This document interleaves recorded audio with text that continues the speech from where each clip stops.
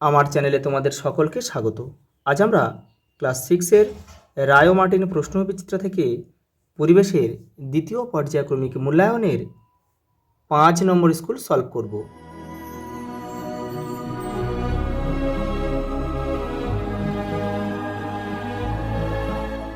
দেখো, প্রথম প্রশ্ন, সঠিক উত্তরটি নির্বাচন করে বাক্যটি সম্পূর্ণ করো। প্রদত্ত কোন শিলাটি ছিদ্রযুক্ত? এটা হবে পিউমিস। তামা ও টিন মিশিয়ে তৈরি হয় ব্রোঞ্জ। আর তামা দস্তা হচ্ছে পিতল। এটা লিখে নাও, তামা প্লাস দস্তা সমান সমান পিতল।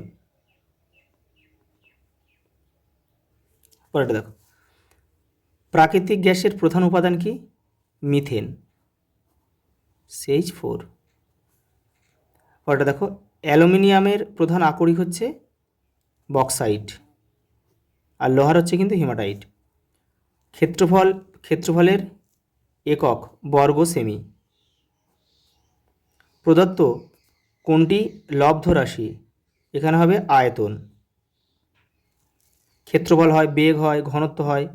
লিখে দিচ্ছি একটু, ক্ষেত্রফল, বেগ, ঘনত্ব, এগুলো তোমরা কিন্তু মুখস্থ করবে। প্রদত্ত কোনটি চৌম্বক পদার্থ নয়, মানে চুম্বক দ্বারা আকর্ষিত হয় না? এটা হবে স্টিল। পরেরটা দেখো,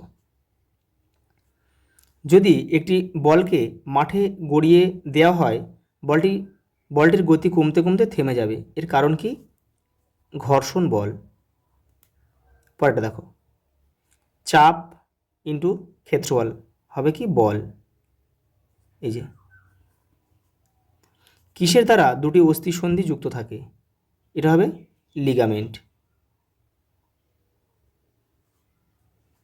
একটি অনবীকরণযোগ্য শক্তির উৎস হচ্ছে প্রাকৃতিক। এখানে হবে, দেখো, এটা সৌরশক্তি বা বায়ুশক্তি, এগুলো কিন্তু সব নবীকরণযোগ্য, আর এটা হচ্ছে প্রাকৃতিক গ্যাস, এটা একদিন ফুরিয়ে যাবে। মানবদেহে অস্বাভাবিকভাবে মানবদেহে স্বাভাবিকভাবে মিনিটে কতবার হৃদস্পন্দন হয়? 72 থেকে 80 বার।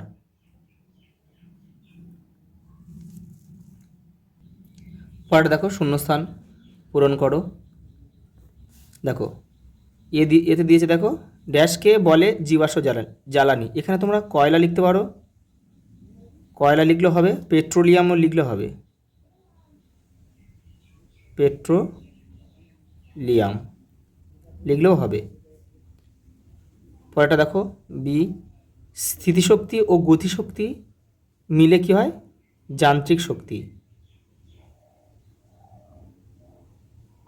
যান্ত্রিক শক্তি। পরেরটা দেখো, কি সত্য বা মিথ্যা নির্বাচন করো। গ্রানাইটের পরিবর্তনে নিশ তৈরি হয়, এটা সত্য।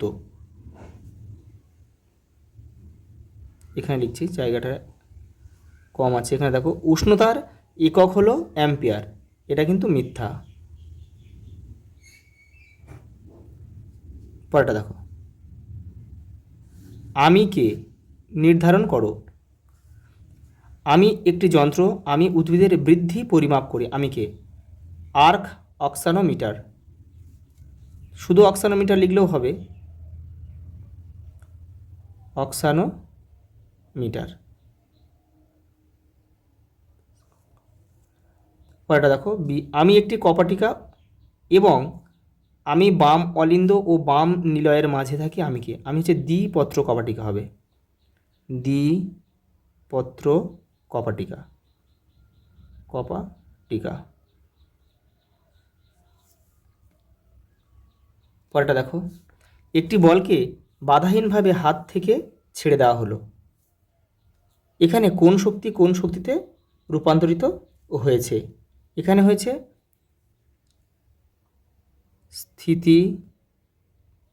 স্থিতিশক্তি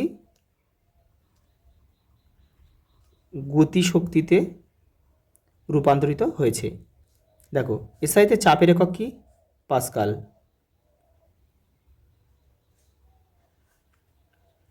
হাতে হাতে হাতে ঘর্ষণের ফলে কোন শক্তি উৎপন্ন হবে? তাপ শক্তি।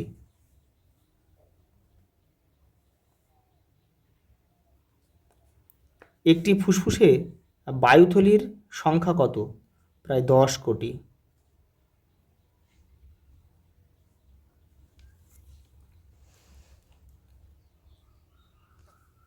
দেখো একটা স্তম্ভ দিয়েছে, দেখো দেখো রূপান্তরিত শিলা। দেখো এখানে রূপান্তরিত শিলা কিন্তু হবে স্লেট, তাহলে এখানে আমরা লিখব 1। দেখো আগ্নেয় শিলা কোনটা? গ্রানাইট, তাহলে এখানে আমরা 2 লিখব। আর পাললিক শিলা হচ্ছে সেল, তাহলে এখানে আমরা লিখব 3। আর দেখো আকরিক হেমাটাইট হচ্ছে লোহার আকরিক, তাহলে এখানে লিখব আমরা 4 লিখব।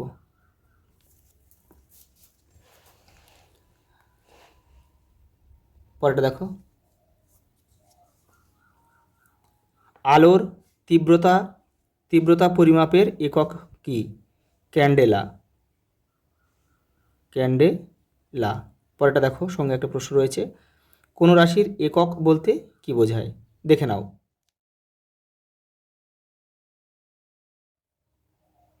পরের প্রশ্ন দেখো, ভর ও ভারের এসআই একক কি?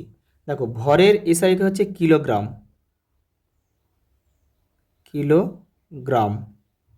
আর ভারের এসআই একক আমি পাশে লিখে দিচ্ছি, নিউটন।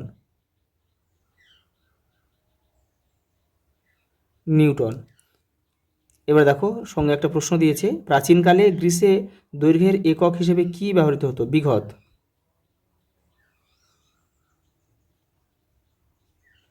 পরেরটা দেখো, একটি খাদ্য শৃঙ্খল তীর চিহ্নের সাহায্যে দেখাও। প্রথম শ্রেণীর খাদ্য কাকে বলে? দেখে নাও। 93 পেজে তোমাদের বইয়ের উত্তরটা রয়েছে। দেখো এই যে এইটা তোমরা লিখবে, এই যে উদ্ভিদ বা গাছ, সেটা পতঙ্গ, তারপরে ব্যাঙ, তারপরে সাপ, তারপরে ময়ূর, তারপরে বাঘ। দেখো সঙ্গে একটা প্রশ্ন দিয়েছে, প্রথম শ্রেণীর খাদক কাকে বলে? যারা সরাসরি উদ্ভিদকে খাদ্য হিসাবে, এটা তোমরা লিখে নেবে এবারে, খাদ্য হিসাবে গ্রহণ করে, তারা হচ্ছে প্রথম শ্রেণীর খাদক। পরেরটা দেখো, একটি পরীক্ষার সাহায্যে প্রমাণ করো যে যান্ত্রিক শক্তি শব্দ শক্তিতে রূপান্তরিত হয়।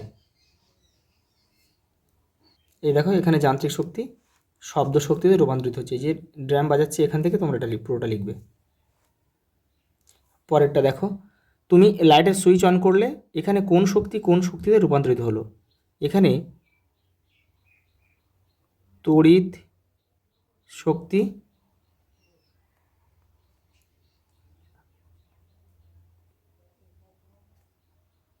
আলোক শক্তিতে রূপান্তরিত হলো। পরেরটা দেখো, বল কাকে বলে? একটি টানা বলের উদাহরণ দাও। আগে দেখো বল কাকে বলে, তোমাদের বইয়ের 82 নম্বর পেজে রয়েছে। এই দেখো, বাইরে থেকে প্রযুক্ত যে কারণের ফলে স্থির বস্তু সচল হয়, অথবা সমবেগে গতিশীল বস্তু থেমে যায়, বা তার বেগ বাড়ে বা কমে, বা বেগের দিক পরিবর্তন হয়, অথবা ওই বস্তুর আকৃতি বা আয়তনের পরিবর্তন হয়, সেই কারণকে বল বলে। ওর সঙ্গে দেখা একটা প্রশ্ন রয়েছে, একটি টানা বলের উদাহরণ দাও। কুয়ো থেকে জল তোলা।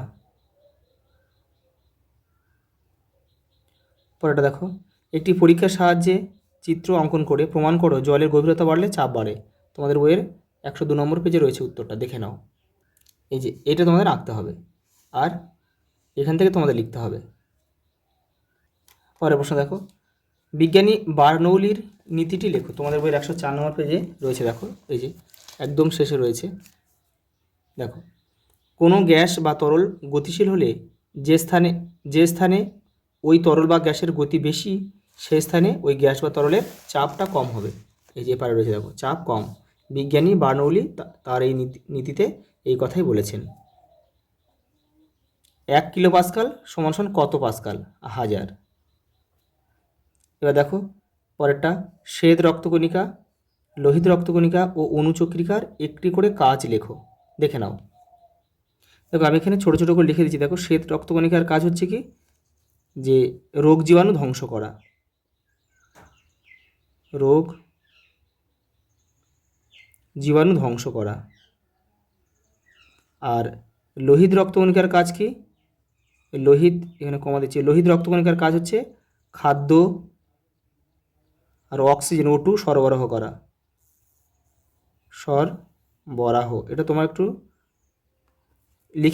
লিখে নিও খাতায়। এবার দেখো অনুচক্রিকার একটি কাজ কি? অনুচক্রিকার কাজটা আমি এখানে লিখে দিচ্ছি। না, কোনো স্থান কেটে গেলে রক্তক্ষরণ বন্ধ করা। রক্তক্ষরণ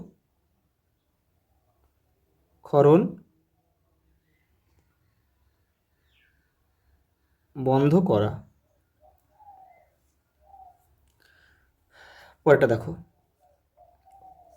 মানবদেহের একটি অচল সন্ধি ও একটি হিঞ্জ সন্ধির উদাহরণ দাও। দেখো হৃদস্পন্দন কাকে বলে? দেখো এই অচল সন্ধি হচ্ছে মাথার খুলি, মাথার খুলির সন্ধি হচ্ছে কিন্তু অচল সন্ধি। আর হিঞ্জ সন্ধি কোথায় থাকে? হাঁটু আর কনুইতে, হাঁটু আর কনুই। দেখো হৃদস্পন্দন কাকে বলে? তোমাদের বইয়ের 109 নম্বর পেজে রয়েছে। দেখো এই যে হৃৎপিণ্ডের একবার প্রসারণ আর একবার সংকোচনকে একসাথে হৃদস্পন্দন বলে। দেখো এই হৃদস্পন্দন কিন্তু মিনিটে 72 থেকে 80 বার। পর লাস্ট প্রশ্ন দেখো কি দিয়েছে, আমরা কিভাবে প্রশ্বাস ও নিঃশ্বাস প্রক্রিয়া সম্পন্ন করি তা লেখো। দেখো 115 নম্বর পেজে তোমাদের বইয়ের উত্তরটা রয়েছে, এখান থেকে তোমরা লিখবে। এই যে এখান থেকে এই পর্যন্ত লিখবে। আচ্ছা, এই পর্যন্ত, দেখা হবে পরের ভিডিওতে।